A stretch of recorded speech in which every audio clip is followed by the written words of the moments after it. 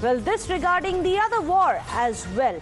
In fact, India slams what it calls a heartless Pakistani strike after Pakistan struck Kabul in a very barbaric attack.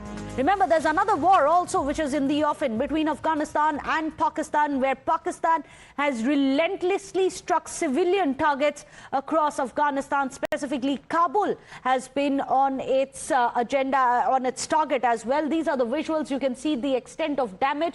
And unfortunately, several innocent lives have been lost in this as well. As per the authorities of Afghanistan, they've said that Pakistan has struck a 2,000-bed de-addiction treatment hospital, and it has caused the death of close to 400 people.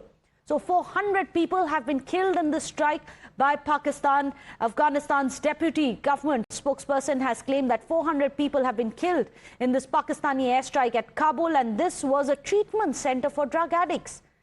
The Taliban government spokesperson has said that the Pakistani military has once again violated Afghanistan's airspace. It has targeted this drug rehabilitation center. In fact, in a post, he has said that we strongly condemn this crime and consider this to be against all the accepted principles and a crime against humanity. In fact, now after this, you have India also hitting back at Pakistan at the UN with envoy Parthaneni Harish, who has given a warning against the growing trend of weaponizing religion for political ends. In fact, he flays Pakistan of spreading false Islamophobia narratives while ignoring its own record on minority rights. In fact, watch how he schools Pakistan, stressing that Muslims in India, including Jammu and Kashmir, freely elect their representatives, that India urged the UN to focus on building inclusive societies based on equality and the rule of law, everything that Pakistan stands against.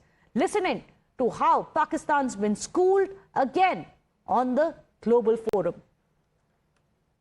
I stress that it is important for the UN to take note of the rising trend and dangers of weaponizing religious identity and instrumentalizing it to serve narrow political ends by state and non-state actors alike. India's western neighbor is an excellent example of fabricating imaginative tales of Islamophobia in their neighborhood. One wonders what would brutal repression of Ahmadiyyas in this country be termed, or the large-scale refoulement of the helpless Afghans, or air-bombing campaigns in this holy month of Ramadan. The Organization of Islamic Cooperation, which our western neighbor has systematically attempted to weaponize against India, has repeatedly made false and baseless allegations against my country. Muslims in India, including those in Jammu and Kashmir, elect their own representatives to speak for them. We urge the UN to channel its time and limited resources towards building inclusive societies grounded in equality, dignity, and the rule of law for every individual of every faith. Well, there you just heard Parthaneni Harish, India's permanent representative to the United Nations, who schooled Pakistan on being heartless, how for them it is always massacre instead of building a democracy. Well, with that, a short break. Don't go anywhere.